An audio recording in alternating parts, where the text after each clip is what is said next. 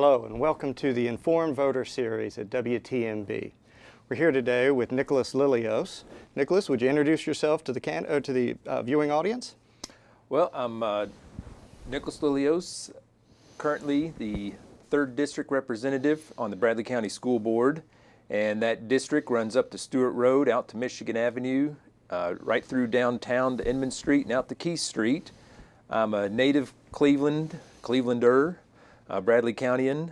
Grew up here, went to elementary school over at Mayfield, went down to McCollett High School, and graduated Vanderbilt University right here in the state of Tennessee.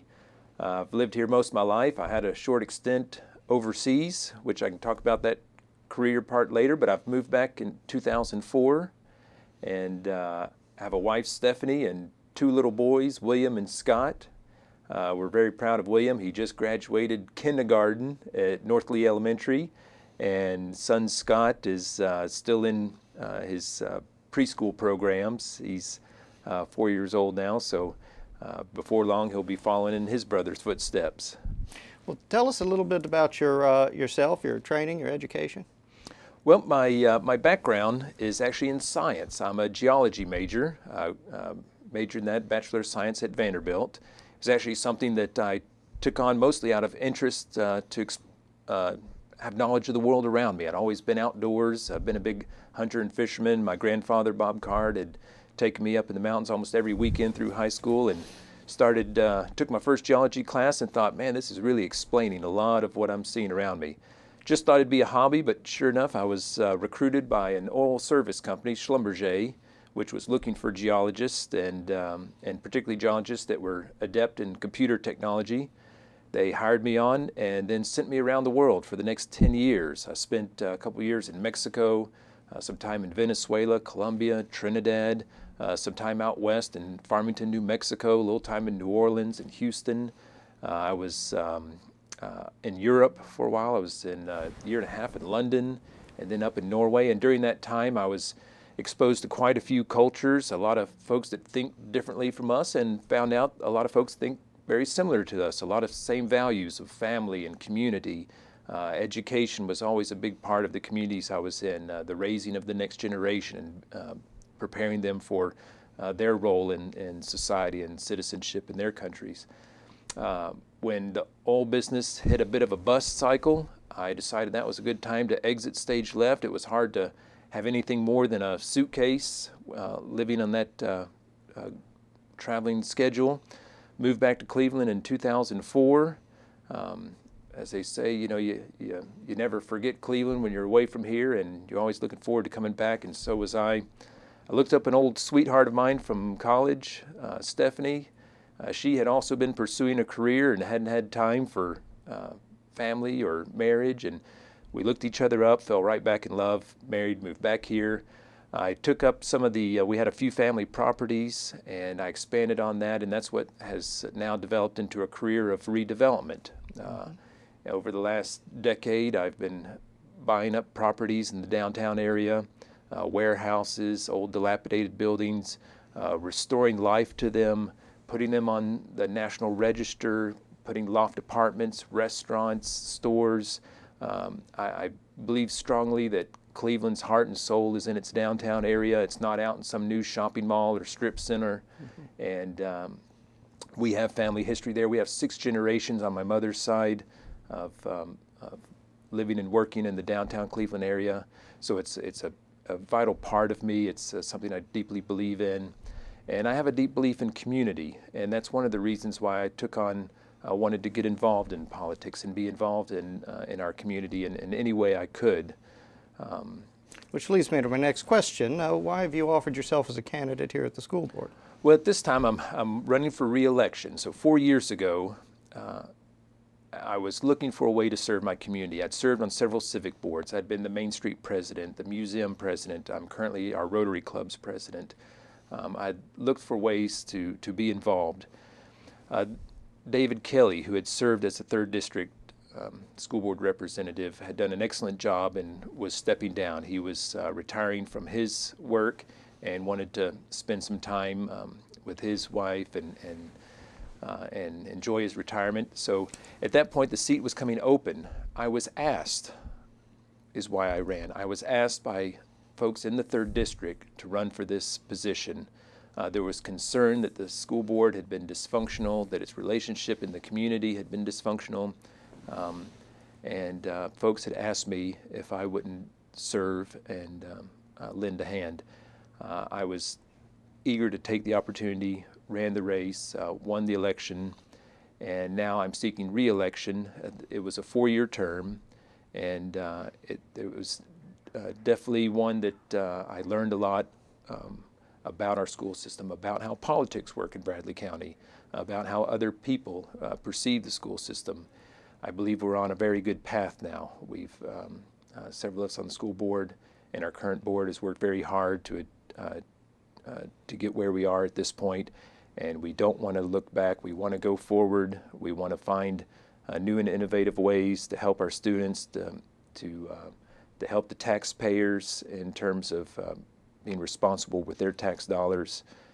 So I'm wanting to see 4 more years on this board to see through some of the programs that we're instituting today. It's been a difficult 4 years on your time. A lot has come about with the school board, with tax issues and the change in the superintendent and things like that. What do you see for the next 4 years? Well, it definitely has been a difficult 4 years. I'd actually say it was a difficult 2.5 years. Okay. As new folks came on the board, bringing new ideas,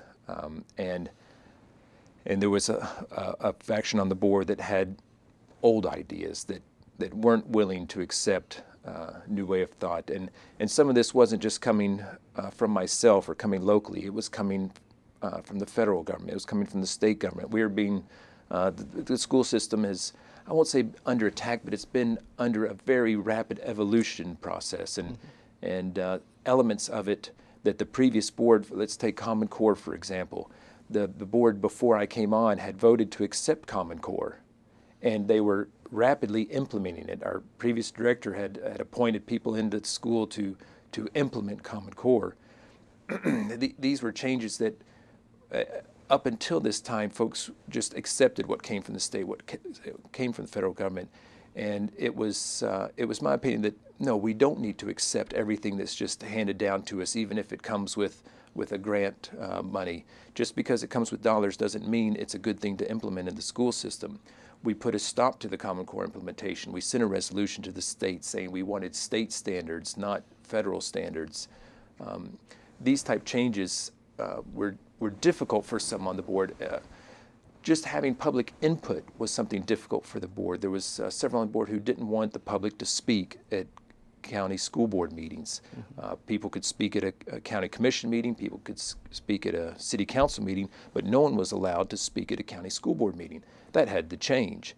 And one of the things I did as a board member was support and vote for a public speaking time during our board meetings to get that input into the decisions we are making, such as Common Core. And people have utilized that time to speak on things that they think are affecting kids in a negative way, in our community in a negative way. And I think on that, a group of people spoke to you about the curriculum, or spoke to the board about the curriculum last year, and in the paper last week they had spoke to the city council about some of the curriculum issues. How do you think that the board can work with those concerns? Well, at this point, we're encouraging folks. The state has opened up the standards, and they're opened up for input. They've created websites. They've created ways that you can be involved, and we've encouraged our administrators, our teachers, to provide that input, to review the standards. I mean, you do have to do some homework here. This isn't going to, creating state standards isn't going to happen the way we like it if we don't put some do our homework and read the standards and give input. Currently, the math and English standards have received their input, and they've formulated the standards for those. Right now, social studies, one that's very important to community and culture, is under review. I would encourage anyone to review those standards, send your input. If you think there's something in the standards that you think does not reflect our values and our community, then you need to say so. We had a forum recently where one of the only forums I think Bradley County Schools has ever done where we asked for people's input on the inclusion of religion in our social studies textbooks and curriculum. We had a great turnout, a full room, lots of folks speaking to the school board, and we heard them. Much of what we heard was that there was concerns that certain religions were portrayed in ways that were inaccurate, that our values as a community, as a Christian community, were not being reflected. And we heard that, and we'll be communicating with our legislators. And you also, you the public, need to talk to your state representatives on what you want included in the curriculum for our kids.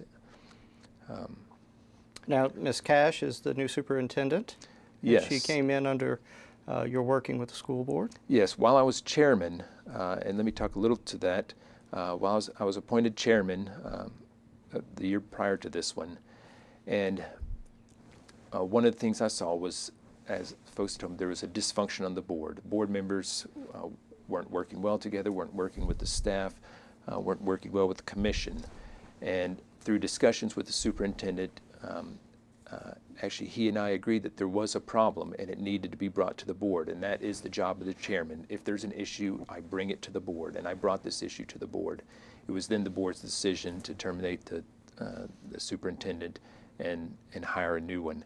I am very proud of the way we handled the hiring process, that we went out and in a very short time found a very qualified candidate to take the role of superintendent, and she's filled the role fabulously. She's helped us fiscally in terms of getting through our budget and finding areas where we can save.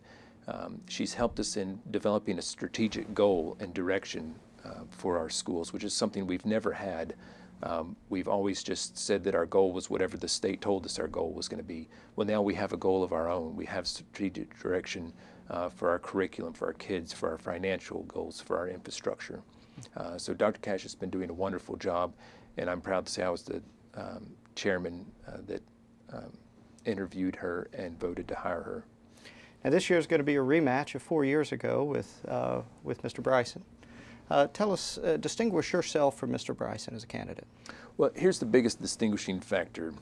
I am someone who's come from the business community. I'm someone who's been involved and lived in the 3rd District my whole life.